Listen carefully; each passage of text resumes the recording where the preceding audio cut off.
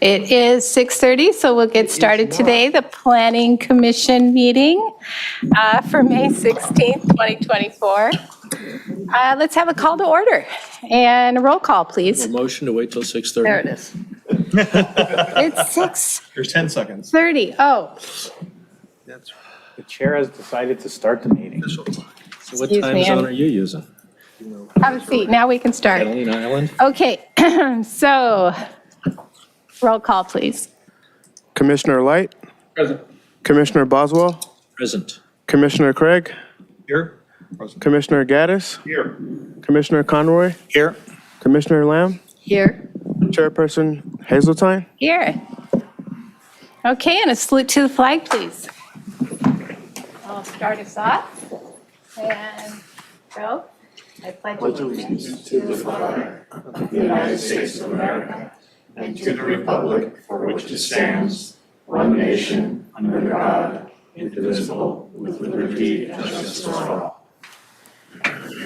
Okay, before we get started, we have a huge new audio-visual crew in the back, and they're going to be a team, but tonight we have Dottie, Ian, and Kaden. So welcome aboard, you guys. And then also, we have a new planning director, Mark Wiener, so also thank you for being here tonight and welcome. Yeah, thank you. Good evening, Commission. Just introducing myself, my name's Mark Weiner, and I sent you an email a few weeks ago. It kind of discussed the previous cities I had been with. I'm really happy to be here in Redondo. Part of the reason I came here is there's a lot of really interesting and challenging projects to work on. There's a lot of things in the department that I feel like I can help with.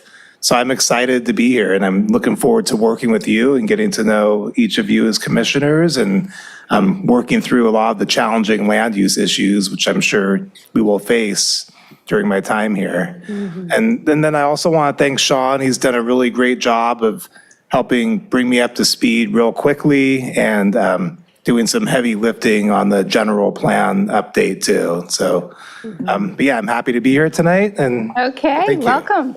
Welcome. Okay, so would anybody mind if we moved the presentation from Assistant City Attorney Cheryl Park to before the public meeting? So can we have a vote on that? Do we need to? Well, that would change the order of the agenda. Right. Oh, we need to open a public, okay, can I get a motion? Don't we open the session? Yeah. Don't we go through the? Motion to Just go home. open our meeting Regular tonight? meeting. No, it's part of section D, approve order of agenda, right? Yeah, that's what I To thought. actually change Okay. the order of agenda. So is right? everybody okay with that we bring our assistant attorney in before the public meeting? All those in favor? All those in favor say aye. Aye. Why are we doing this? Okay. Anybody opposed? Okay, Cheryl, you are, doggone it. Assistant City Attorney Parks, you're on. Oh, so move it early. Deputy Right. city attorney, right? So It says assistant. Is it? Is applicants this have to deputy? wait longer? Yeah, assistant, Don't right? confuse me.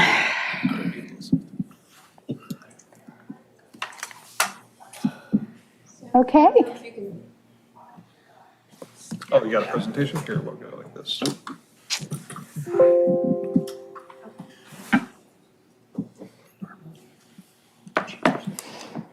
Back to where you were in here. Yeah.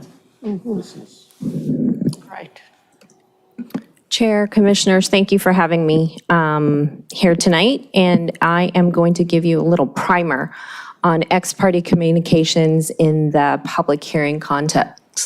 I just want to start off by saying that I had a little conversation with the chair right before the meeting, but Mike Webb wanted me to inform you that he did plan to come back to this commission to provide you with information on ex-parte communications. What he was planning to do was to go to the city council first and have them decide on a policy, because as of right now, the city does not have an ex-parte communication policy.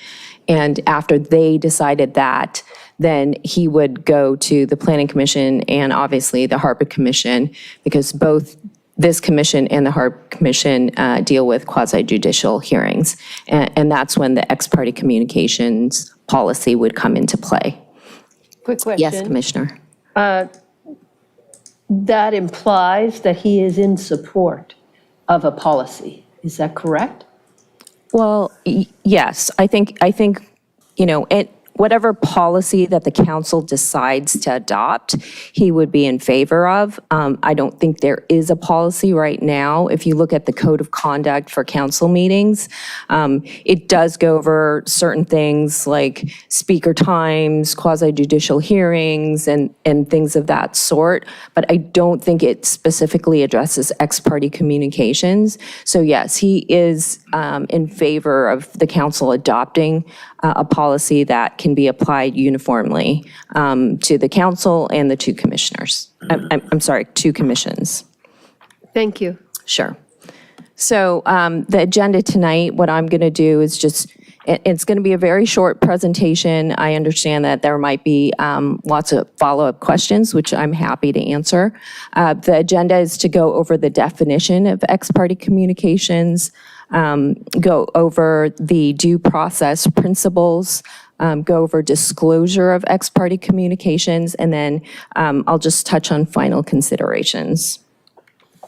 So the ex-parte communication definition is any material or substantive oral or written communication with a decision maker that is relevant to the merits of an adjudicatory proceeding, which takes place outside of the notice proceeding that's open to all parties of the matter. So this includes things like site visits, driving by a property if it, is involved, ex-parte communications to a quasi-judicial decision maker does raise some concerns, and I'll go over some of those concerns. Some agencies restrict and or prohibit ex-parte communications, and in other situations, they require detailed disclosures if decision makers do have those ex-parte communications. So the underlying principle behind ex-parte communications is due process. So what the due process requirements are in a quasi-judicial hearing is that there be a fair and impartial decision maker, and that's each one of you sitting on this commission, and a notice and meaningful opportunity to be heard. So whoever, for instance, if there's a CUP application before this commission, the applicant is entitled to notice of what you all will be considering, and that would give that applicant an opportunity to be heard and address any of the issues that this body might consider in determining the CUP. Cheryl, could you stop just right there? Sure. I have a quick question. Does that mean before the meeting, before our planning commission meeting, the applicant has, I think you use the word right or whatever, to be heard? Is that prior to the public meeting here where we're sitting? No, the Okay. due process requirements are within the context of the public hearing. Okay. Right, so they would have that opportunity. Okay. Okay, I have another quick question. sure. In the two prior reasons, right, what wasn't explained is the right of the public and the right of the applicant and the right of the commissioners to all have the same information. Correct. Right? And that is what underlies the ex parte communications. Right, so if I go to an applicant or invited by an applicant, but my neighbor does not, then we have different information in which we're making decisions. Is that correct? Correct. And that's when the disclosure comes in. And I'll talk about that in a little bit. So with respect to the fair and impartial decision maker, basically what you're required to do is not have any personal or pecuniary interest in the matter. You can't really predetermine the decision, and any bias would disqualify participation. And that ex parte communications impacts all of those three areas. And then with the second prong of the due process, and I apologize, I should have a slide for that, for the notice and opportunity to be heard, Commissioner Lamb hit the nail on the head. If you, as an individual commissioner, have an ex parte communication with an applicant and you don't disclose that, then you are correct. You're making a decision on facts and circumstances and information that your counterpart does not have, that's sitting on the commission. And so that deprives that applicant of a fair hearing, because that applicant would not know unless you made that disclosure, or your fellow commissioner would not know when you make that, unless you make that disclosure, that you're basing your decision on different evidence. Yes, Commissioner. Just to clarify, it's not merely notification that the communication with an applicant occurred, but everything that the applicant shared with you in that conversation. Correct. And To the extent that, there is no information that was exchanged that is not now disclosed to the applicant and all other interested parties prior to the hearing, correct? It's a disclosure that you can make prior to the hearing that becomes, if it's in written form, it'll become part of the hearing. Right. And that's the important part, that everything that happens, all the information that you gather, all the evidence that you're considering, it has to happen within the context of the public hearing. Right. So anything the applicant may have told you orally Correct. also needs to be disclosed. Correct. Okay. Yes. And you guys are all you guys are great because you're anticipating all my slides. Yes, Commissioner. This sounds like the assumption is this is strictly with the applicant. Is this with all interested parties, or is this just relevant to the applicant? If you get any information outside the hearing context, whether it's from the applicant, a resident, and you're basing your decision on that, then you need to make that disclosure. Okay, so what we've been doing now, saying spoke to a member of the public, is grossly insufficient in disclosing, because it gives nobody any information. Yes, so that's my next slide. Okay. You guys are just going. I Yes, don't yes, think I'm going to Commissioner. get in the way of your slides, but maybe. So we're talking about hearings that are scheduled, or all things that potentially could be scheduled? So it is only hearings, public hearings regarding quasi judicial matters. So not administrative matters, but only hearings where you're making a decision, you're exercising your discretion, and you have to come up with findings. Those types of hearings, ex parte communication rules apply to. Right, but I'm trying to think of things that aren't scheduled, or even if I have knowledge, might not come before this commission. Once But it if comes, it could come to would that still be applied? once it comes to this body and there's a public hearing and you had a conversation with the applicant 6 months ago, you need to disclose that. Correct. Okay, but can you do it? I guess you're going to get to that. I'm going to get to that. Okay. You guys are just on top of it. Okay, so. You can see these questions have been stirring at us for Yes, years. yes. So the disclosure of ex parte communication. So one, it has to be on the record. Whether you do it orally or it's in written format, it has to be part of the record. So you either, like, I know for council meetings, you have blue folder items, things that come in after the agenda is published, but in between that time from the published date of the agenda to the date of the hearing, you can just print it out and included in the record. You make a motion to receive and file and include in the record. Secondly, it has to be a substantive description. So, for instance, Commissioner, you said, "Oh, I had a conversation with a resident." That's not informing anyone the substance of that conversation, and so you need to make that disclosure. And then third, there are written disclosures, and in the packet, I have excerpts from Santa Barbara, Berkeley, Palo Alto, Santa Monica, Mountain View, Thousand Oaks, and the Coastal Commission, which is the strictest, I believe, a type of disclosure. That's pursuant to the Public Resources Code. So it outlines what you have to disclose, how you have to disclose it. If you read the little blurb on the bottom of their form, it says that if you can submit that form more than 7 days before the hearing, it's in written format.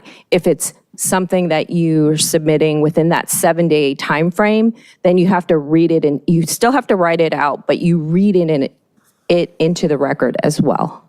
So there are varying types of disclosures, how much detail you put in, but I think that the thing that you have to focus on is you have to be sufficiently detailed to give the public, the applicant, your fellow commissioners sufficient information so that they know what you're basing your decision on.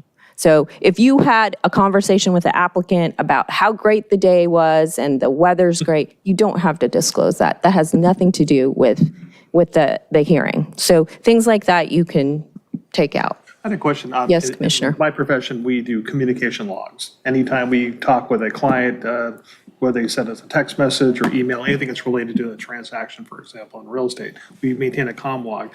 Are you saying that that might be something we substantively say what we talked about? I talked about XYZ, this whatever inspection or whatever, then that way it gets attached to our final record for liability issues. So you're saying we should probably do something like that in this case? If that helps you provide that disclosure, then I would say do whatever helps you provide that disclosure. There's a form at the end of the packet. Okay. But, at this point, because the city council has not adopted an ex parte communications disclosure policy, I'm hesitant to tell you, you should do this, or you shouldn't do this, or you shouldn't have a conversation with the applicant, or you should have a conversation.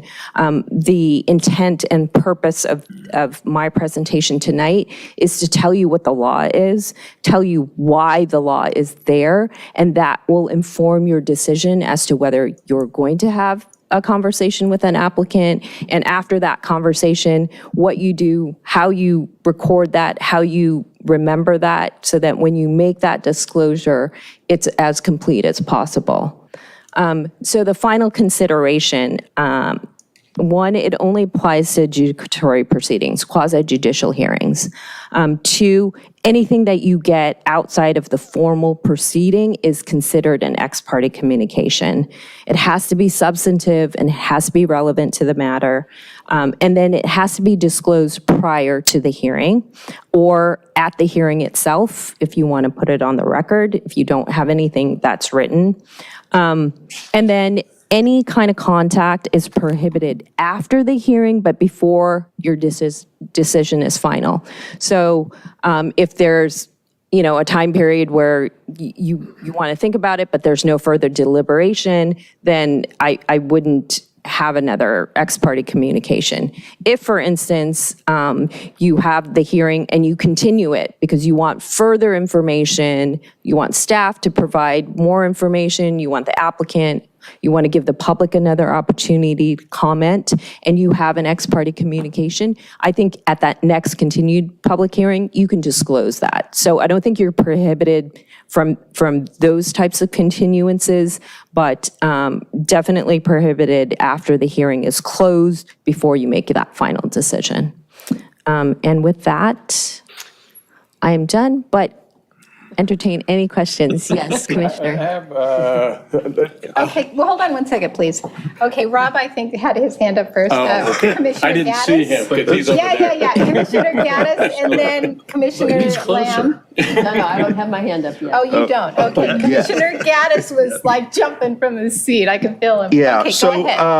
on page 91 of the packet, you have California Code, Public Resources Code, PRC, Section 30324, current as of January 1, 2023, which basically codifies what you've described to us.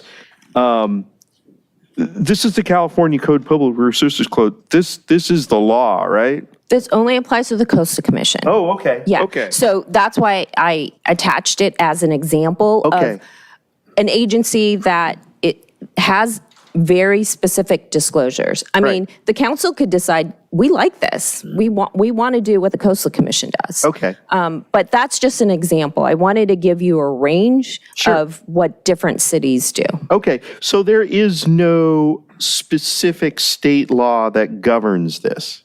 No, it's all pursuant to that due process requirements for a hearing. So Which is somewhat it's unspecific? based on case law. Okay, Yeah, it's a general principle of procedural due process. Okay. You need to give the applicant an opportunity, opportunity to be heard, and the decision has to be made by an impartial decision maker. okay, and has the case law sort of caught up with this in that there's been a ruling where an applicant says, you know, I didn't know that this commissioner talked with this outside party and the outside party gave him some information, true or false. I mean, accurate information or inaccurate, doesn't matter.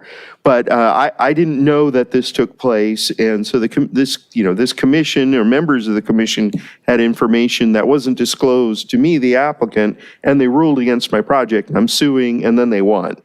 I mean, has that occurred? Has case law sort of gotten to the point where this? I'm sure that there are cases. I haven't done a survey of all the cases regarding, ex parte communications that were never provided and that, applicants sued over a decision that denied their project and what happened. I'm sure that there are cases like that. It sounds really likely, doesn't it? Correct. I'm sure there are cases like that. More often than not, I think it's not so much that they didn't disclose the ex parte communication, but it's intertwined with the fact that that decision maker was biased Correct. or had a predetermined decision already made before they even went into the hearing. Or at least had information Correct. that would affect their decision that Correct. the applicant and the general public never had. Correct. Right? And that's why the cases have come down to not to actually elucidate a type of rule, except for in the Coastal Commission case, but they just stress the importance of disclosure. Right. So if you're going to have that ex parte communication, you have to disclose it, and you have to disclose it in a substantive way. Okay, and this form, which is page 93 of the packet, I mean, this is, a guidance for, this is not the form, but it might be the form that This we'll is the have to form for the, use. yeah, this is the form for the Coastal Commission. Oh, right, so. Right. But this might be the form or something very similar to it that we're going to have to use after the council adopts something, If the right? council wants to use this type of form, yes. Okay. I mean, it's their decision. Okay, so any ex parte that occurs, that has occurred now, to date, I mean, now we're sort of on guard, right? Because the idea is, or should we have in mind that anything that occurs, we might have to put this in a form once, like this form, once one of these issues comes to us as an agenda item. That would be prudent, yes. Yeah.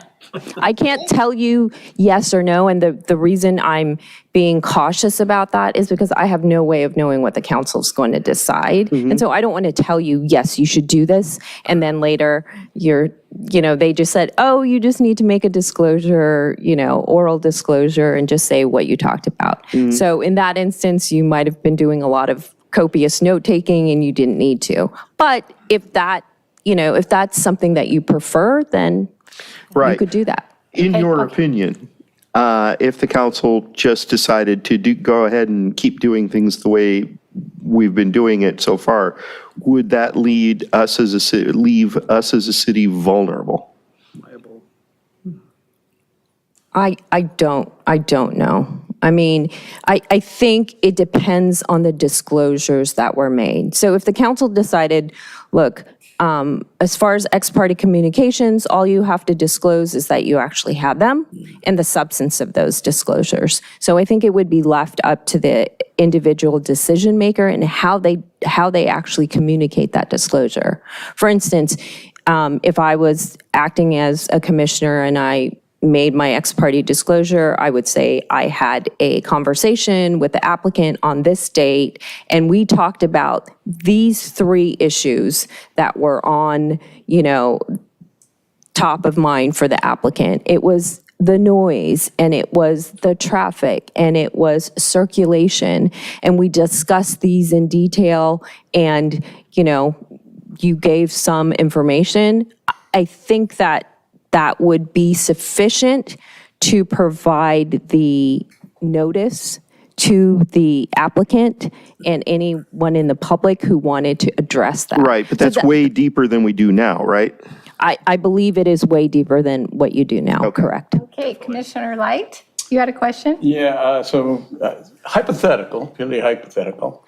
If someone from the Galleria contacted me directly and asked, he'd like to show me things to see what we're going to do down the road. That sounds to me like that would, well, it's definitely ex parte. I don't understand, I don't quite get whether we don't have anything before us now, so it's not a quasi judicial. There's a likelihood it will happen down the road. So what do I say? What would I hypothetically say? It's your decision whether you want to take that meeting or not. And if you do take the meeting, you would have to make a disclosure and you would have to provide information regarding the substance of that communication that you had with representatives. When? If it came up or Correct. At the time of, not at the time of the meeting? At the time of the hearing. So once the CUP or entitlement hearing comes before this body, that's when you make the disclosure. Got it. Yeah, even if you had that meeting with them 3 months ago, and 3 months after that matters before this body as a public hearing, you would have to make that disclosure. So Commissioner. anything outside of that hearing. Commissioner Boswell? Well, I guess I had a similar question, but maybe a little bit different, or definitely a little different. So my concern is, this is a case where you're going to be very on top of, you go down to the Galleria, they make a presentation to you, they tell you all these things.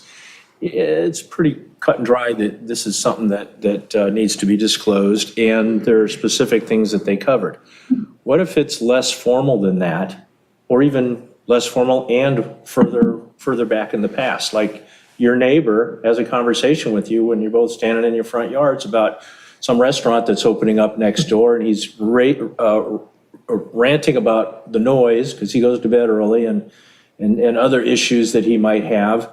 And you're saying to yourself, we have no idea what's going to happen with that property or that facility. But there it is, a year later, it's before us. And I'm thinking, what did that guy say? I don't know that I could give a proper disclosure of the relevant facts.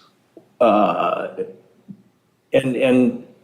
the second part of that is, let's say I never take my neighbor seriously on anything anyway. So it isn't going to impact my decision. So do I still need to disclose it? So there's basically two issues there. What if you just don't remember the full scope of the conversation? And what if you just wrote it off immediately because your neighbor's a wacko? I would still disclose it since it's information that you received outside the public hearing, but you could do just what you just said. Say, I had a conversation with my neighbor a year ago. I don't remember what was even said, and it will not impact me in my decision-making. And as long as you're providing, I think it's all about transparency and providing everyone in the public who's a part of that public hearing all the information that you have. And so if you're not basing your decision on that information, then obviously I don't think, there would be any liability on the part of this commission. But if you did remember it, I would still disclose it. That, of course, assumes a pure state of honesty and forthrightness on the part of the commissioner, which, of course, that's me. But who knows who's going to be appointed to the commission down the road when future administrations are voted into office and change the nature of the commissions. Somebody could be in that exact situation, but they remember very clearly what their neighbor said. And they are probably going to, out of a friendship with the neighbor, rule against the project just for that, but not going to admit it. Now what? Does the applicant have a case or a situation later on where they can say, we talked to his neighbor and he said various things, and we think that impacted his decision, and we don't think that he has a faulty memory, and we don't think that he was honest about that. I mean, is this That could happen. That could happen. plate of spaghetti we're getting into? Well, that could happen, but we have no way of controlling, someone's, And honesty or dishonesty. Yeah, you have to take what the commissioner, what the decision maker says at face value, and so you have to believe it. Thank you, I'm sorry? Commissioner You must Boswell. believe them. well, it's not that you must believe them, but you have to trust that they're going to do their job. Okay, so, I believe you, All right. Commissioner Boswell. Don't worry. Now, Commissioner Lamb. oh, you don't believe I her for a believe second, do you. you? Commissioner Lamb. So this is an adjacent question. Part of what we're talking about is influence, right? About commissioners being influenced. So one of the questions that have come up is, let's say an organization, a community organization, has invited commissioners to an event, knowing that down 6 months, a year from that point, they're going to come to the council or going to come to the commission to ask for some quasi-judicial decision.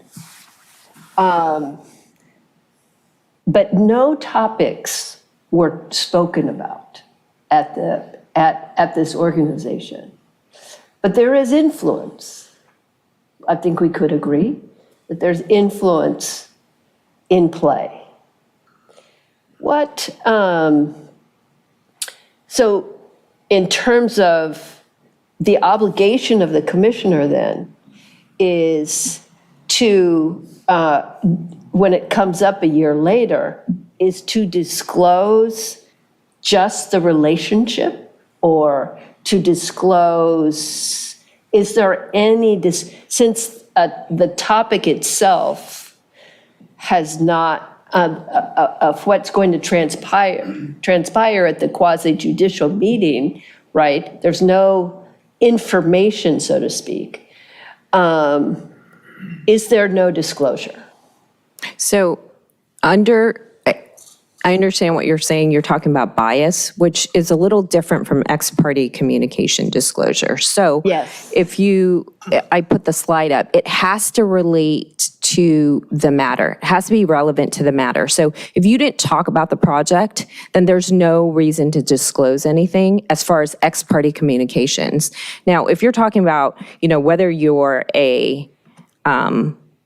whether you have any bias or you've predetermined the decision based on your relationship with someone, that's a different question. So that's outside the ex parte communication disclosure.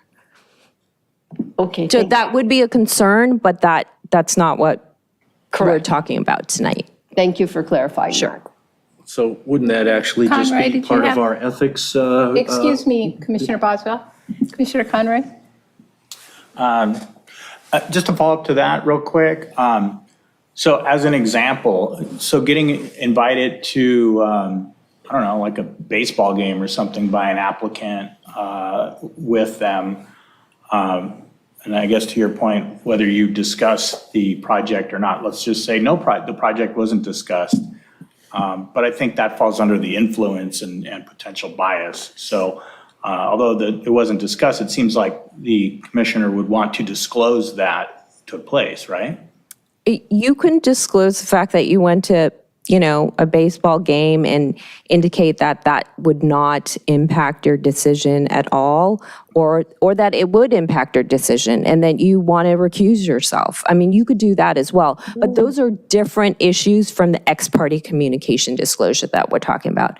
If you're not talking about the project, you're not having any discussions regarding that subject matter of the public hearing, then there does not need to be any ex parte communication disclosure, because there was none. But if you're talking about bias or there might be a conflict, those are different types of issues that would impact that decision, but that's not ex parte communications. Okay, Commissioner Boswell. I was just going to say that some of this is now bleeding over into what was covered in our ethics training, which Right. required us to make disclosures, and really doesn't have anything to do with ex parte communication. It's bias and personal interest issues that may require you to recuse yourself, but at least you must, as we all remember, of course, because we've been through it every year, you must disclose it at least. Right. So it's not really the subject we're on, I think. Yeah, thank you. Anybody else? Chair, Okay. one other thing. Could you bring up the last slide real quick? I just wasn't clear on your last bullet point exactly. Prohibited after the quasi-judicial hearing if decision is not final. So typically we'll hear from the applicants and any other interested parties, and then we'll discuss amongst ourselves. And then you're saying between the time that we close the hearing, So- but have not yet made a final decision? Correct. So if it's, midnight and all of you say, we're not going to make the decision tonight, let's just continue it to the next meeting, but you have not made a decision in that event, and you're not planning to open up the public hearing again for further information or comment, then at that point, it would be advisable that you not have further discussions with the applicant. With the With, applicant? or anybody, anyone else, correct, that you would have to make that ex parte disclosure. If you do, you're opening up the evidence portion of that public hearing Outside again. of the hearing. Correct. Understood. All right, that's all I have. Thank you. Okay. Just one other. Commissioner I Getz. think probably a good rule of thumb on this is that the objective is for the public, the applicant, everyone to have the same information as of the public hearing. And the public hearing should bring all that out, but there's other information, documents and everything like that, which are public documents, and that everybody has the same information during the public hearing, and that everyone is aware, everyone in the public is aware of what information is impacting the decision. And the idea is you don't want backroom dealing, you want everything to be full disclosure. And so that would be sort of the rule of thumb. Think about it, okay, does this further that objective that everything has to be public, really? And if it's not, if it's going to be a conversation where you might forget a detail, then better not to have the conversation. Right, right. Okay, are we good? Yeah. Just a Commissioner final Boswell? comment then is I think all along, we've all been very conscious of full disclosure and everything that you use to make a decision on a project or an issue before you is part of the public hearing. And yet, the information that we get from talking to an applicant or talking to neighbors or other stakeholders has not been disclosed to any detail at all. So that kind of thing either has to stop, or we have to start doing some more detailed. We can't just say we talked to somebody, we have to say what we talked to them about. Whether there's a policy handed down by the city council or not, it seems. That's correct. I would, if you have ex parte communications with an applicant and you are talking at length about the project, I would provide a disclosure that is substantive to that conversation. Okay. But usually we disclose if we've had a conversation with anyone related to it. It's not Correct. just the applicant. It's And not just, that's- I'm just using that it's- as an example. But we Everyone. typically don't say what We don't say what. the conversation was about, and that's the point that I'm getting to, is that even before there's a policy by the city council, we probably should be doing that as of now, going forward. Correct. Start tonight. Correct. Okay. Well, not tonight, 'cause we didn't take Are we notes good, when we everybody, talked or to do we have any more Oh, questions wait, we for didn't talk to anybody. Ms. Park? We good? Okay, thank you so Okay, much. thank you. Thank you. Okay, so, pardon me? Okay, we are now on, I don't believe we had any blue folder items, right? Right? I didn't see. No blue folder items, okay.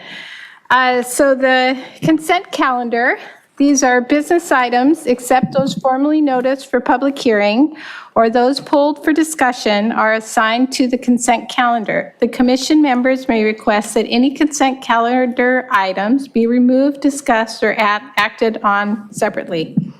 Items removed from the consent calendar will be taken up under excluded consent calendar section below. These items remaining on the consent calendar will be approved in one motion. I'll call on anyone wishing to address the commission on any consent calendar items on the agenda, which has not been pulled by the commission for discussion. Each speaker will be permitted to speak only once, and comments will be limited to a total of 3 minutes. Why don't we start with public? Do we have anybody online? We have no e-attendees at this time. Okay, great. And anybody here, or can we have a motion to approve the consent calendar? I'll make a motion to approve. And a second? All those in favor? Aye. Aye, okay, unanimous. This is the public participation on non-agenda items. This section is intended to provide members of the public with the opportunity to comment on any subject that does not appear on this agenda for action. This section is limited to 30 minutes. Each speaker will be afforded 3 minutes to address the commission. Each speaker will be permitted to speak only once. Written requests, if any, will be considered first under this section. Do we have anybody that would like to speak during the public participation? Come on up. And just go ahead and state your name and where you're from. Can you hear me? Uh-huh. Okay. My name is Sue Brennan, and I currently live in Rancho Palos Verdes. However, I lived in Redondo Beach for over 25 years, and I love Redondo, and that's why I'm here. So the purpose of my meeting with you or talking is regarding the housing. And I know we all as Californians are dealing with laws that Sacramento has passed. And where I live near the Silver Spur Canyon project. I don't know if you're aware of it. And it's a builder's remedy project because RPV did not have a housing element that was passed. And I know that you've dealt with certain things, and congratulations, I think you had a recent victory, so that's good.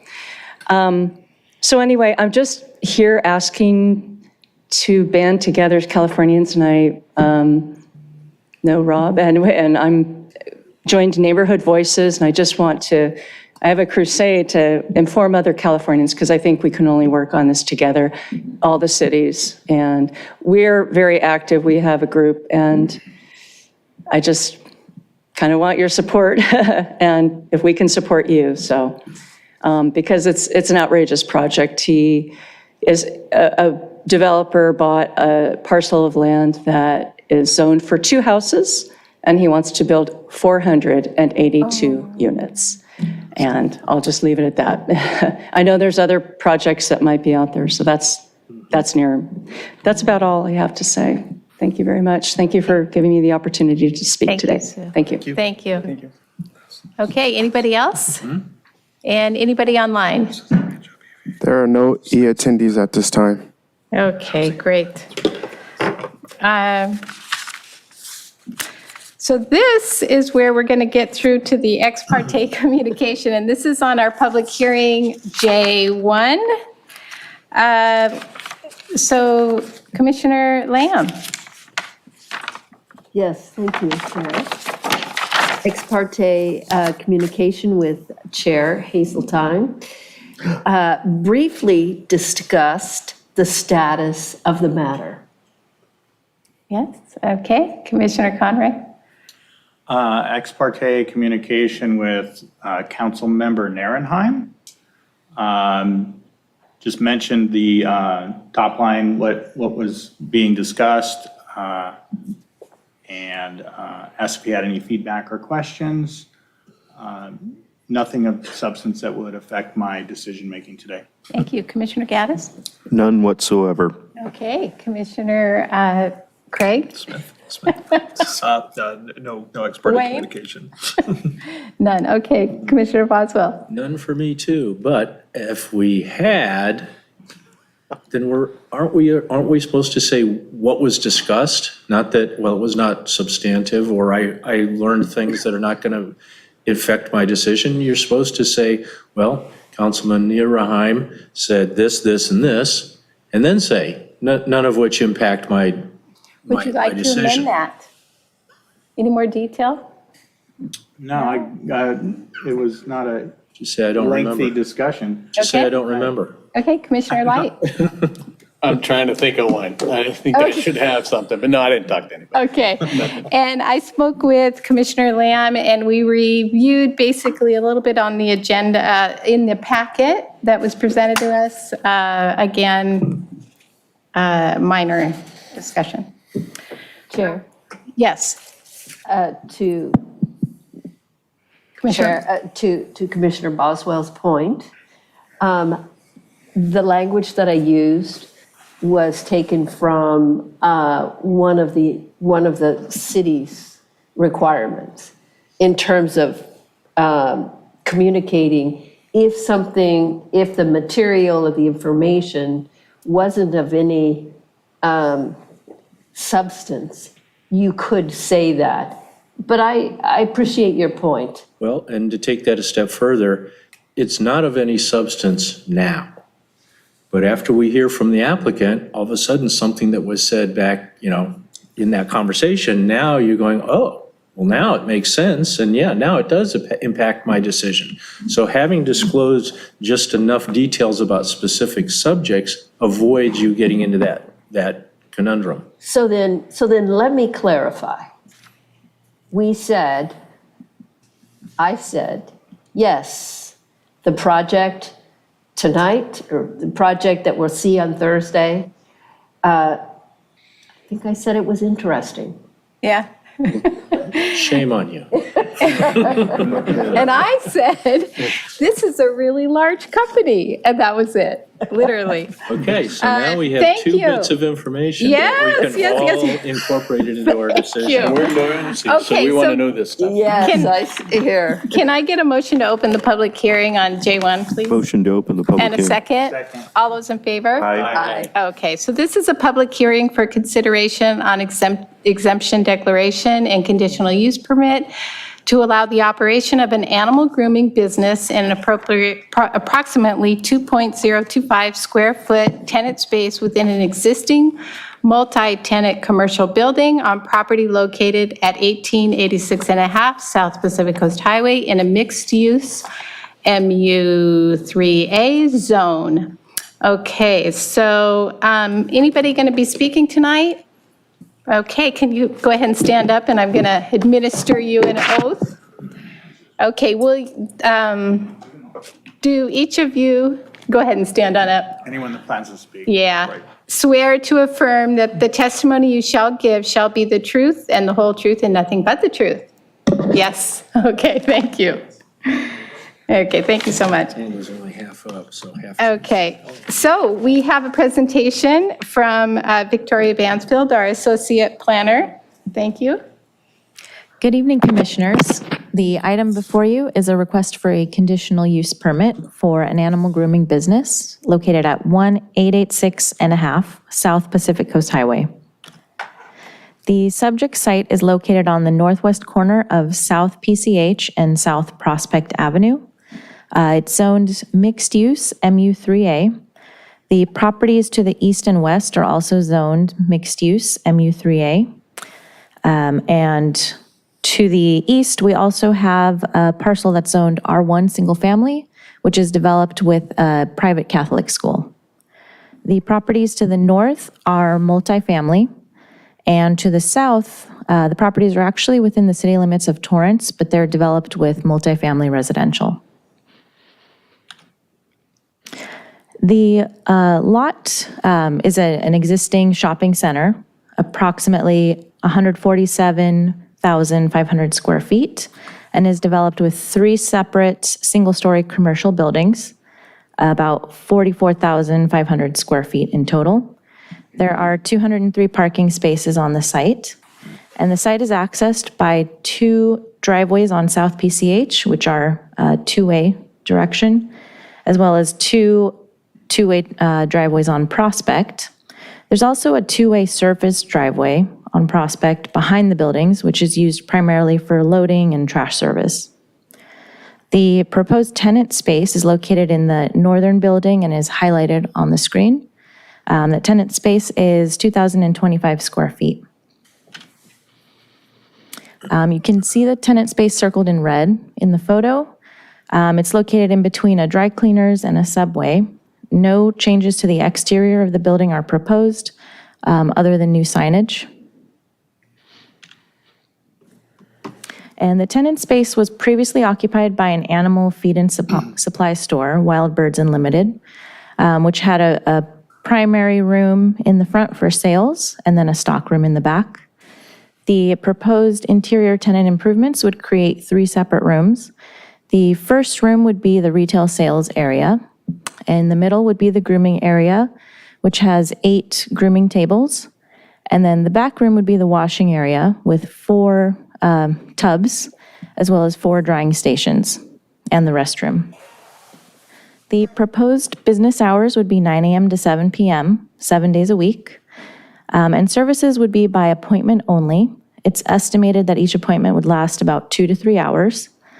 And the drop-off pickup times are staggered by 10 minutes. So there's time between drop-off and pickup for each groomer's client. Once the business is fully established, they're proposing to have 7 groomers and 2 retail associates. When they first open, they're estimating they'd have 3 to 5 employees, but eventually grow into the 9 employees. Once they're fully established, they estimate 20 to 25 pets groomed per day. And no type of boarding is proposed, no daytime boarding or overnight boarding. One of the potential impacts for this type of use is parking. So per the code, based on the size of the tenant space, if this were a retail space, which the previous tenant was retail, they're required to have 1 space per 250 square feet of floor area, which is a total of 8 parking spaces. However, the proposed use, they anticipate 9 employees plus customers, which would exceed the allotted 8 parking spaces. And for that reason, they hired LSA to perform a parking analysis, which LSA did an analysis for the entire shopping center, and based on our code requirements, determined that the shopping center itself needs 223 spaces. However, there's only 203 provided. So they did a parking study over a 14-day period and found that the highest weekday parking demand was 125 spaces. So that's only 62% of the spaces being used at the highest, the peak demand. And then on the weekend, the highest peak parking demand was 131 spaces, which is only 65% of the provided parking on site. So the parking complies with the city's overlap parking regulations, and it's not anticipated that parking will be an issue. Another potential impact would be noise. So the applicant is proposing all business activities will occur within the building, no outdoor activities, no dog walking. Business doors will be required to remain closed during the business hours. And the tenant improvement work will include soundproofing. We've also included a condition of approval that the applicant will be required to have an acoustical design analysis performed and will need to implement those recommendations in the tenant improvement plans that are submitted to the building department. I'd also like to point out that there is a 40-foot setback to the rear, which the rear or the north is where the residential zone is. So there's a 40-foot driveway and it's a trash loading area between the back door and the property line. So they do have one service door facing the rear of the property, which is only utilized for waste disposal and deliveries. And the trash cans, which are highlighted in yellow, are located at the back of the building. The deliveries will occur once to twice per week in the mid-morning. And with the requirement of the condition of approval to obtain an acoustical design analysis report and implement those recommendations, we anticipate that any potential noise impacts will be mitigated to less than significant. Regarding any odor or waste disposal impacts, as the facility will not offer any type of boarding, the amount of waste from visiting clients will be minimal. Pet owners will be highly advised to relieve their pets before grooming appointments. And no animals are allowed out of the grooming area until they are picked up by their owners. So there will be no walking of the dogs outside to relieve themselves. It'll all be contained within the tenant space. The applicant, in their business plan, has stated that they will place any type of pet waste within tightly sealed disposable bags and sealed containers within the tenant space. The storage containers with the waste will be in a safe location within the space, tenant space, and regularly cleaned. We've also included an additional condition in the resolution that the applicant shall be responsible for periodic monitoring and disposal of pet waste in the immediate vicinity outside of the tenant space, in case any incident occurs before or after the pet has arrived or left the business. Staff was able to make all of the required findings to recommend approval of the conditional use permit. For example, the property is adequate in size and shape, has adequate access, parking complies with the overlap parking regulations.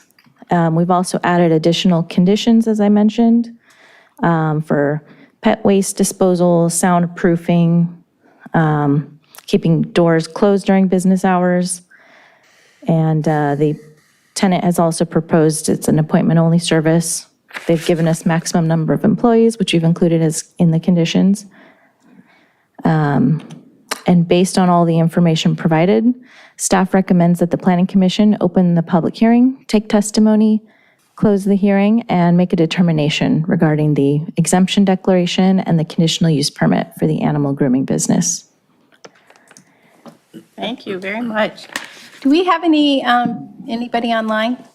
We have no attendees at this time. And no written comments on this? Okay. So would you guys like to say something? Madam Chairperson, honorable commissioners, first, I go to a number of these. You guys are probably the happiest group I've seen in a while, joking in the beginning. We try to be. We try to be. I greatly appreciate the ex parte disclosure that you find the project interesting. When they probably should start with my name. I'm Dave O'Connell. I'm happen to be the broker and the owner representative here tonight for Riviera Pacific Center. when Wolfgang Bakery first came to us, it was kind of interesting. It's a business concept that we usually don't see franchised, we usually don't see organized. And when we saw their deck of what they planned to build, the professionalism, the aesthetic, and everything else, we were really excited at the project. And so with that, we feel they're going to be a great partner to the center, a good partner to the community. We appreciate your consideration of the matter. And should you have any questions about the property or how things have been laid out, I'm here to answer those questions. And just a last compliment, like I said, I come to a lot of these. Victoria's been fantastic to deal with. Great. Yes, A lot of times we have trouble getting a hold of, so. Thank you. Don't go away. Yeah, we'll have questions, no doubt. Yes, ma'am. Good evening. It will be difficult just after Dave, but I will try to do my best. So I'm the applicant. With my wife, we are the applicant. First of all, thank you so much for giving us the opportunity to introduce ourselves. So my name is Bogdan. I'm French. I'm sorry about that. Nobody's perfect. What's wrong with the French? With my wife, we decided to move to California, and I think that we choose one of the best city, which is this city, and we decided to open a business. As my wife and I, we are big fans of pets, dogs, and. Of course, we hope that we'll have a business which will serve all the community, because I see that here in that city, in California, we have a lot of dog lovers. And also, thank you so much to Victoria, because she has been so professional, and it was really a pleasure to discuss with her and to have all the information. She's just an amazing professional. And if you have any question, please do not hesitate. I will be more than happy to answer to them. And of course, in the future, if you have dogs, you are more than welcome to come to the boutique. Thank you. We probably do have some questions. Yes, Commissioner Lamb. So I have questions about the acoustical analysis. It's called the Acoustical Design Review Report, which is in the conditions. What do you expect to be done in regards to the acoustical analysis, and what you will be expected to put into the site? So I'm far from an architect or a designer. I'll point out a couple of things, and then the request came from the city, and so perhaps Victoria can better talk about what it is that they want to see. To the left of the space, we have a dry cleaners, creates a lot of gray noise. To the right, we have subway, again, a lot of gray noise within the space. The general concern when we're doing something like dog grooming would be sharp noise. A dog barking is kind of a sharper noise that penetrates, and so we're worried about the quiet enjoyment of a neighbor. Prior to the city asking that we have a sound study done, from the landlord's perspective, in our proposal, in the lease requirements, we had stipulated that all interior walls had to, and I apologize, I don't have the lease provision with me. All the interior walls had to be fully built to the underside of the roof deck. They had to be completely taped, sealed. I believe we had a requirement of a certain type of insulation in between the walls, which you don't always have in a commercial building. And so we took all those steps early on from the ownership's perspective to make sure we were protecting not just the current neighbors, but obviously, let's say that Subway left at some time, some point in the future, we wouldn't want to be in a position where we'd have a space next door that'd be unleasable because of noise traveling. Mm-hmm. And so we put some of those requirements in, and the city is augmenting what they'd like to see, and that study will come forward. And whatever those recommendations are, we'll meet. You're fully prepared to comply, Yes. correct? Yes, ma'am. Associate Planner Bannon, could you explain what you expect to have be installed in the new facility? Yeah, so typically the applicant will hire an acoustical design company who will assess the site based on the type of construction, type of use, potential noise that'll be created by the use.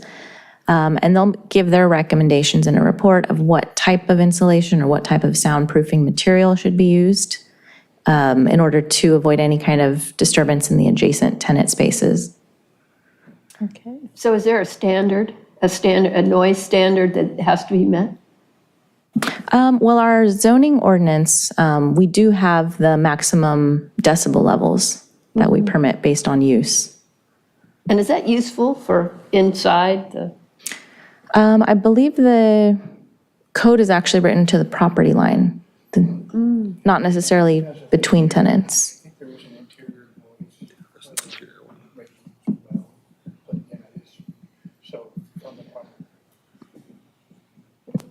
So yes, there is some interior standards required by our noise ordinance. For example, if you have a new condominium development adjacent to a roadway of a certain type, that has a standard to minimize the noise to an interior level, and I want to say it's 45 decibels, something in that nature. Residential. Yeah. So it'd be for an office environment, probably a little higher. There's a scale in our noise ordinance that differentiates by land use as Victoria stated. Thank you very much. That's helpful. Commissioner Light? More for my edification here, of the minimum 223 parking spaces required, I assume that's in the code of Redondo Beach. And then if they don't have that many, you have to then do that analysis to make sure that, so that 223 is just a starting point as a general assumption, and then you see what businesses are at, and then make that determination. Is that the case? Right. The 223 is based on the zoning code. We have a list of what parking is required per use. So what their consultant did was they looked at each tenant space, the use that's there now, the square footage, and then based on our requirements, what each individual tenant requires. And that total was 223. However, when they do the parking study to see what's actually being used, it's much less. Thank you. Anybody else? Question? Yes, Commissioner Gass. Yeah, it's, the applicant should be responsible for periodic monitoring and disposal of pet waste in the immediate vicinity of the tenant space. How, excuse me, how is the period of the periodic monitoring, how is that determined? And is that variable based on conditions, or is it determined at the outset? It isn't specified, at least so far as I've seen in the documents, just for my edification. Yeah, it's not specified. However, if the commission would like to amend that We have condition. no idea. I can tell you right now, I don't know the specific knowledge of all the commissioners, but I'm a fair bet that we don't know how much pet waste is going to result outside of this business. The bin is full. I bet we can ask the applicant what's normal. Or is it something that there's some periodic inspection that determines, okay, we need more cleanup, or it's adequate, right? I'm just wondering what the mechanism is to follow up on that. Yeah, we have a question. Is it going to be like cart pickup at the shopping cart, or what? How often do you plan on going out? And I'm assuming you look like you work at one. You're a groomer. No, I will come up and introduce myself. Yes, thank you. Good evening, council. Thank you very much for your time. My name is Jake Althouse. I'm the director of real estate for Wolfgang Bakery and Grooming. I am local here in Los Angeles. I live up in West Hollywood, actually, so I find my way down here quite often, especially for the dog beach in Huntington Beach. Yeah. So on average, we do provide waste bags for our customers, especially upon request outside the store. It's very frequent. Hey, I'm so sorry, my dog made a mistake. They'll go and clean it themselves. Beyond that, we do about an hourly, give or take, depending on the business in the retail area. Somebody will go out, check the front of the store, and check the immediate area, the parking lot as well. It's not the way we like to present ourselves either. It's more for our own self-pride as a brand above anything else that, we have a nice, clean presentation, and we'd like to keep it that way. Thank you. Is that a part of your requirements for your franchisees? Yes. So it's part of our standard build-out that we have a waste station, somewhere within the store. When I say waste station, I'm talking like what you see around the city on the streets with the bags. We might not include the trash bin, and we take that trash ourselves into a receptacle in the back. Depending on the landlord and what they want in their property, sometimes we will mount those out front. But again, we don't want it to be something where people think that it's okay for their pet to be going there, because they should be walking their pet before bringing them in. But in case something happens, we're there to help, we're there to clean it up. If it's within the store, our staff cleans it up themselves. We don't expect the customers to do it. But it's very frequent that the customers will apologize and say, oh my God, my pet made a mistake outside. Can I get a bag from you? And they'll go out and clean it themselves. I've been there. Okay. And then they bring it back inside where you have trash receptacles? Yes. Yes. Throughout the street. Yes, Commissioner Boswell. So what do you consider the immediate surrounding area? I mean, this is a place with a large parking lot. Somebody could park anywhere in there, and somewhere between parking and the front door, 100%. there's a accident. 100%. And I think we all know, living in California, there's a lot of people that take their dogs places that aren't going to the grooming salon. You know, we see dogs at restaurants, we see dogs in supermarkets here, whether it's allowed or not. So we have to kind of mitigate it, you know, to something that makes sense. So we definitely look at, you know, the common areas directly in front of our space and the adjacent spaces. And, you know, normally within a certain distance into the parking lot. So with this, if we look at the parking map, there's, I believe, 2 rows of parking. We'll probably go to the end of the first row and not all the way down to the gas station behind. But, you know, we can't have our staff out there cleaning up the entire parking lot. That's what the common area charges are for. There is, Right. you know, cleanup there. But at the same time, we're going to make sure that we're doing the right thing. And if we're informed about anything, we will take care of it. I don't imagine there's a lot of dog waste on asphalt, but somebody bringing their I pet is came from probably New York. I when used that to see happens. dog waste on asphalt all the time. So Well, as far as people walking their dogs, they're looking for grass, I think. exactly, they tend to go to the sidewalk and, you know, those areas. My next question is, as the franchisor, right, you're the Yes, sir. parent organization that sells the franchises, how often do you do audits of your franchisees? And what triggers those? So they are just continuous. Our divisional vice president tends to go around store to store on a regular basis. So I would never want her job. I think she's out of the house about 20-something days a month, going around to different locations. So I know on average, I believe she aims for once every 6 months or so to be going around and checking up on all the stores. Los Angeles will be a market of its own where we'll have a handful of stores, so she'll make this a destination and come and check out a few every couple of months, and same with Northern California, San Diego area, et cetera. So every 6 months? I would say every 6 months is a fair assessment. Okay. May I speak to that? Yes. So operationally, in a shopping center like this, we commonly have day porter service. And so we do have day porter service that's there. I You have believe, what? I'd have to check, I believe we're there 2 hours a day. What did you call it? It's day porter service, so that's. Porter, okay. Usually you've got somebody that comes through in the middle of the night, sweeps up all the trash, picks up the trash that's in the landscaping. Obviously, you have a landscaper. The day porter usually empties the common area trash cans, so the trash cans you might see in front of CVS and whatnot. They'll usually do a little bit more of the detail cleaning that sometimes the sweeping guys miss. Sweeping guys like to sweep the parking lot, leave it in, the planter or whatever else. And so that's an ongoing service. I can tell you operationally, day porters will complain if a tenant's making a mess. We're going to know about it. Probably faster than a day porter is going to complain, the neighboring tenant's going to tell us. And we have provisions in the lease, operational controls. We have the utmost confidence that they're going to do what they're supposed to do. We also have mechanisms in a lease to make sure that things are done appropriately. And so we're not going to allow ongoing large amounts of waste that are going to work to the detriment of our other tenants, to the detriment of our customers. It's just not operationally something we'd allow. Okay, thank you. Anybody else? Yes, Commissioner Conroy. It's a bakery as well, but there's nothing that's made on site, right? It's all brought in, prepackaged? When the brand started, we did do small on-site baking akin to an adult version of an easy bake oven. But nowadays, nothing is done on site. We actually have a company that's located in Van Nuys that produces all of our, house branded treats to maintain consistency amongst the location throughout the country. Great. There's 100% of the washing's done by the grooming's done by the groomers. There's no self-wash stations anymore, No right? self-wash at all. It's an insurance liability nightmare to do something like that. Okay. As part of the build-out, like those industrial things that can grind up the hair or otherwise prepare it so as to go down the existing sewer lines without creating a problem? So we won't even get there. Our bathing tubs have an external trap that the franchisee is able to open and clean before it gets into the plumbing lines.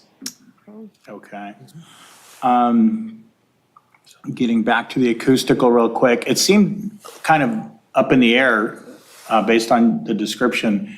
Has an acoustic engineer already been determined as anything? Do you guys have anything in place? So for this particular location, I know my project manager is working on that. In previous locations, we have dealt with sound attenuation throughout the portfolio. There's multiple ways that we've tackled this. One, which is the least, takes up the least amount of space. We actually got those plans from a landlord.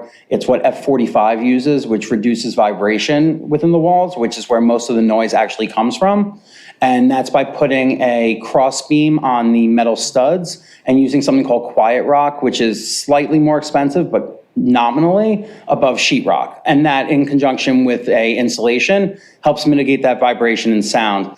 The other big part of it that we can do, depending on the site and what's needed, is what's called furring out the walls. So it's an air gap, essentially, where the wall will have sheetrock, and then it will have another layer of sheetrock a few inches out, normally somewhere between 4 and 6 inches, that kind of just lets the sound disperse between the walls before it even gets into the adjacent space. The other thing worth noting is that a lot of the noises that we know from animals, they're not really happening while the animals are being handled. And because we do this salon-style grooming where we're not taking in everybody's dog at 9 a.m. and telling them to pick them up at 6, we ask that you drop your dog off no more than 5 to 10 minutes before your appointment. The animal is more often than not with a groomer or a bather on site. So during that time, we don't have the same noises that come off of it. The sounds that we have, the noise that we have, is more akin to a hair salon with the blow dryers and the bathing tubs and things like that. So our grooming tables are not up against the wall, so vibrations, it's not tracking into the sheetrock. They are movable, they're on wheels, so we do kind of pull them out a little bit to mitigate that as well. And the same thing in the washroom, the tubs are mounted just off the wall a little bit, kind of to soften that vibration that goes in that creates that noise. Okay, and then the pet waste inside the location, is there like a AstroTurf area that you guys use, or it's only when there's an accident? It's only when there's an accident. Okay. Same thing with this salon-style grooming. We're not looking to do any sort of daycare or boarding. We do penalize customers if they leave their pets too long. They're given a phone call about 30 minutes before their grooming session is over so that they can time themselves to get back. And if a customer does repeatedly leave their dog there as though we're a daycare service, we will no longer work with that customer. And that's something that we, honor throughout our stores. Again, it's a liability issue. It's not something that we want to handle. And especially taking somebody's animal outside the location to go relieve itself opens it up. So we stay away from that completely. The kennels that they're put in normally have a double floor. So it's what they walk on. There's a space below it. So if they do make a mistake, there's a way to clean that up. So it's not just running rampant throughout the location. And then lastly for me, how long has Wolfgang been in business? 2011. Okay, so you've Yeah. got a good track record. Yes, very good track record. We have over 300 locations now between what we have open and we currently have in development. The company's based out of Florida, which is where the bulk of our locations are. And then, a lot of them are over in Texas. We have some in Kansas. I was brought on about a year ago to help with the growth for the central and western US. So I handle everything. If you draw a line from the northeast corner of Texas straight up to Canada, I have everything west of there. So I've been overseeing that for the company. And one of the things that I can really stand behind are the processes that we have in place and how involved we are with these franchisees throughout every step of the process, throughout the life of their franchise agreement. Thank you. Okay. Anybody else? Any other questions? No? Anybody, anything for staff? Yes, Commissioner Lamb. I have a question for Ms. Banfield, Associate Planner Banfield, and perhaps Planning Manager Scully. How does the Community Development Department establish a ratio of commercial business types so that one business type doesn't dominate or oversaturate the market? The short answer is unless there's a code zoning ordinance provision that requires that for a certain type of business, we don't. You don't? Okay. No, It's up to the market, it's up to the market. whatever the market will bear. Yeah. Okay. Anybody Thank you. else? Comment? Okay, can I get a motion to close the public hearing? Do you guys want to say anything else? Is there anybody online? There are no attendees. Okay. Motion to close the public hearing. Second. Okay, all those in favor? Aye. Aye, okay. Anything else we want to talk about before we take a vote on this? I will say something. I thought you guys all asked wonderful questions, so you didn't even leave anything for me. Yeah, it sounds like a great little addition to South Redondo. I know we have a ton of dogs, and as everybody knows, Labradoodles are just like the thing. So I'm sure you're going to do great. Okay, so shall we take a vote on this? So have we, Associate Planner Banfield has indicated that all the findings for, that are required by the code have been met. Are we satisfied? Yes. Findings that, that no adverse impacts, especially noise, waste, and parking, would impact the adjacent community. Are we confident that Yes. we've made these findings? Sounds good to me. Yes. Okay, do I have a motion on a resolution? Does anybody want to make a motion on that? Jay, okay, so wanna read that, Kayla? consideration of an exemption declaration and conditional use permit to allow the operation of an animal grooming business in an approximately 2,025 square foot tenant space within an existing multi-tenant commercial building on property located at 1886.5 South Pacific Coast Highway in a mixed-use MU3A zone. Okay, and do I have a second? Second. All those in favor? Aye. Aye. Congratulations. Okay.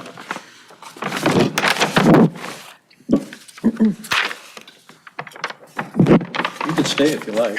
Yeah. Or you can leave if you like. Very entertaining. That's okay. We're the only ones that have to stay. We tried to be. We have a party after this. This is gonna be, Check the parking lot. we're really gonna cut loose once you're gone. Okay. We do not have anything continued from previous agenda. And is there any items from staff? I would like to give some updates, but I'll let Sean go first if you have anything, Sean. Not to put you on the spot. Yeah, no, that's fine. Go ahead. You're probably thinking of some of the things I might be thinking of, although mine's related to the general plan. Okay, well, I'll take a first stab at it and then Sean can follow up and correct me. First of all, I appreciate the level of detail and consideration that went into that application. That's what I'm accustomed to, so I think it's going to be a good match. A lot of careful consideration about the land uses and what's built in our town. Regarding the updates, I wanted to let the commission know about the schedule for the general plan update and what's anticipated over the next few months. So we're on a tight schedule. Our goal is to have the EIR posted and ready for public comments by mid-June. And that's a 45-day public comment period. It would be around early to mid-August when that public comment period would close.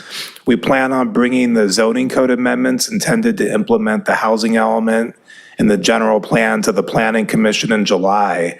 And that's just going to be a first review, somewhat of a conceptual review as to what's being proposed and how it achieves compliance with some of the policies in the housing elements.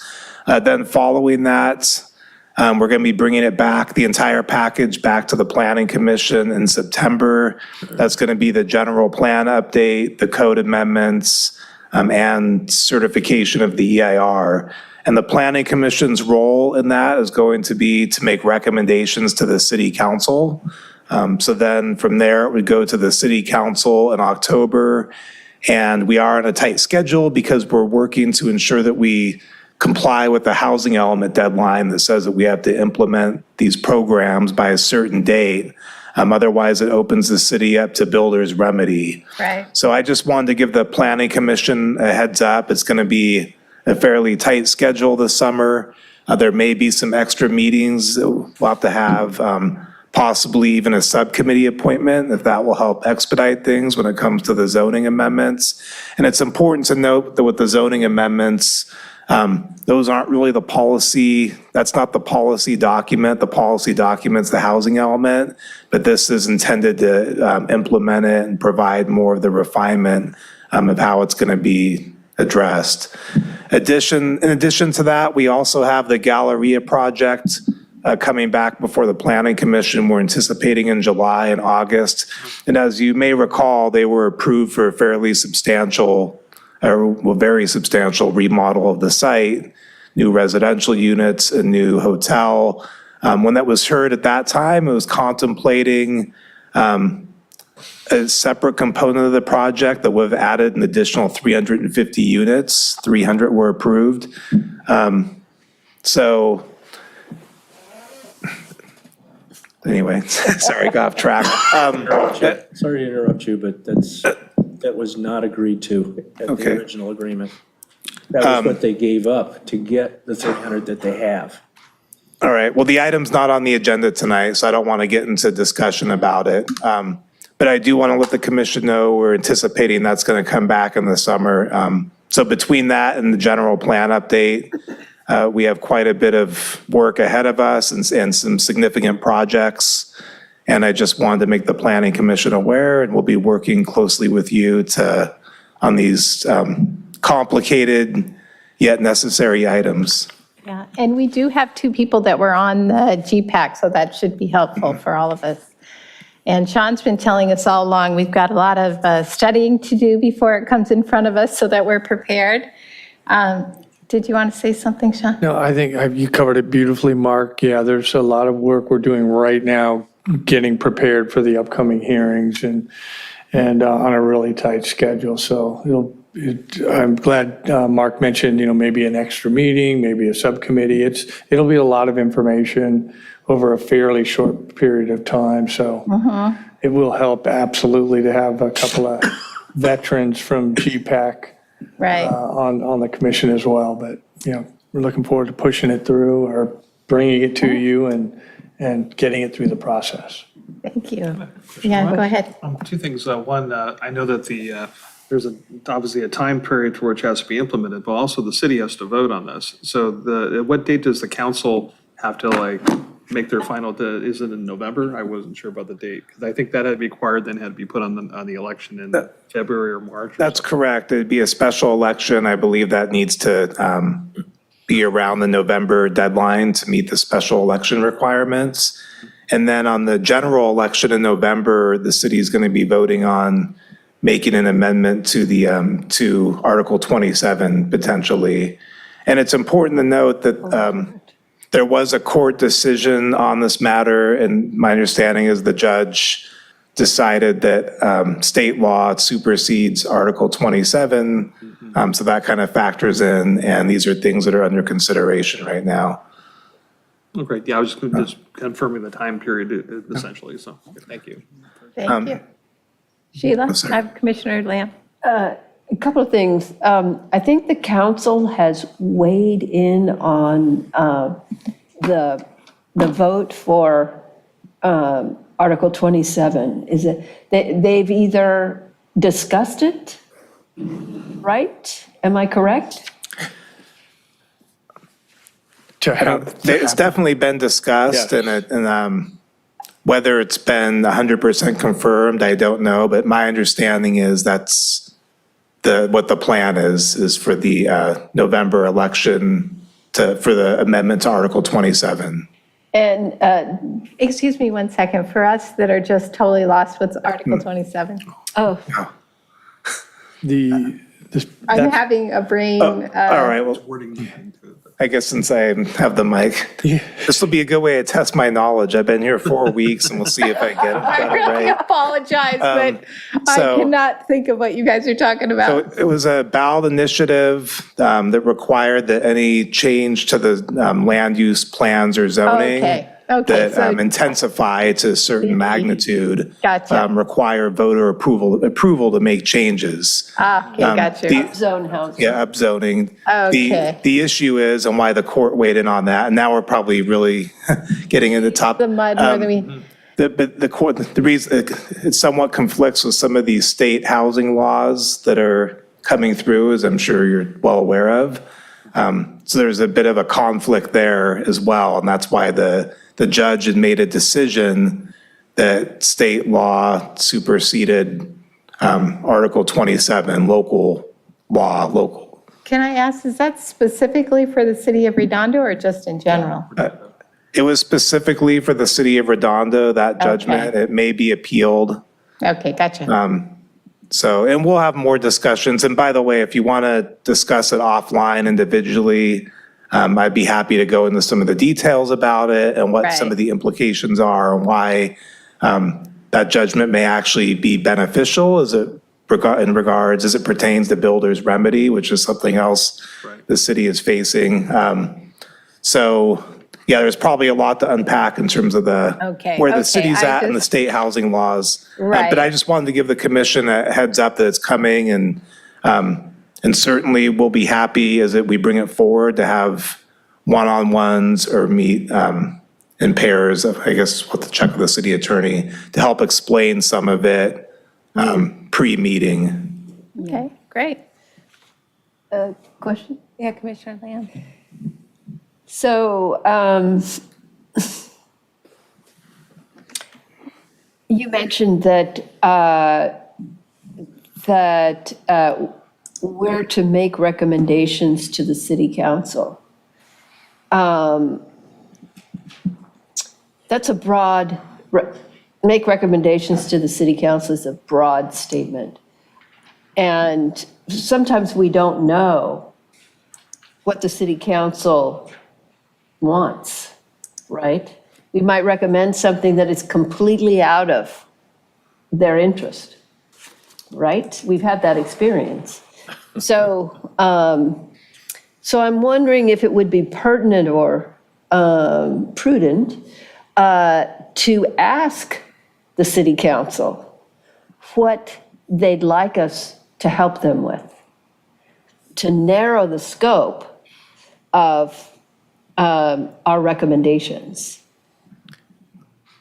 I think that's a fair question. I can talk to the city manager about that and see how we can establish some guidance from the city council to ensure that you're somewhat on the same page. And, you know, really the planning commission's review should be independent of the council. But at the same time, especially given the short deadline, you'd probably benefit from knowing where the council sits on these issues right now.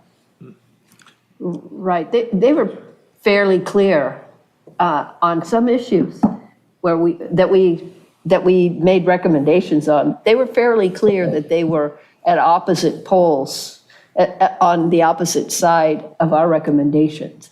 So it would be really helpful. I hear what you're saying about independence.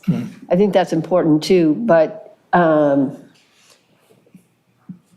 have some parameters, some guideposts on certainly the direction that they, not so much the direction, but what is it that they need from us? And that may be something that staff can ascertain and communicate that to the planning commission. And I have a sense of it to some degree already, but and obviously it's coming soon. We'll make sure that's communicated to the planning commission and try to make it clear what, the best path would be for this, at least in staff's recommendation. And that could be echoing the council's comments on it as well. Yes. Thank you. Thank you so much. Yeah, Commissioner Craig. I was going to say a good comparison or case study, so to speak, of the incident or situations that Commissioner Lamb is saying. The Charter Review Committee, which is in the process of actually making modifications to the city charter, there has been multiple occasions where clarification from the council was needed. For example, on a goal of, say, accomplishing one of the elected official positions, whether it's going to be appointed, there was 1 or 2 meetings where the chair that had to come back to the council and ask for instructions on what specifically they wanted to have. And it's just, I was just going to say, because the timeline of this seems very tough, and I understand that if we don't put this to a vote at a certain time, like as you said, the builder's remedy could come into effect and undermine pretty much everything we have in our general plan. Having a city council basically say, these are our specific goals we need you to accomplish, I think would be very helpful. And I'll say this, and my understanding is a lot of effort was put into developing the general plan, the update. We had the committee, the housing element was adopted and certified. So that really sets the policy expectations. What's coming before you next is, the adoption of it, but a lot of work's been done up front. And then it's the implementation, the zoning code amendments. So it's really those documents that all the work has already gone on to. It's going to be the driver of that, and it's going to dictate what the council or what the planning commission reviews and Right. what decision you make on it. Right. So I think one of the things that you're saying is that the zoning implementation, which we'll look at, are we not going to be looking, since the housing element has already been approved, correct? Right? That our task then is to determine or to study whether or not the implementation measures meet the requirements of the housing element. Is that correct? That's correct. Whether they're required to be consistent with each other. There may be some areas of discretion that we can apply in terms of development standards that still fall under the policies are consistent with the policies of the housing element. So we'll do our best to make it clear to the commission what zoning code amendments are necessary to achieve compliance with the housing element and which ones may involve some discretion and which there's some options. And yeah. Okay. Thank you. Thank you. Anybody else? Okay, any commission items, referral to staff? Anybody? Okay, motion to adjourn So moved. and second? All those in favor? Aye. Thank you. Thank you, guys. Thank you.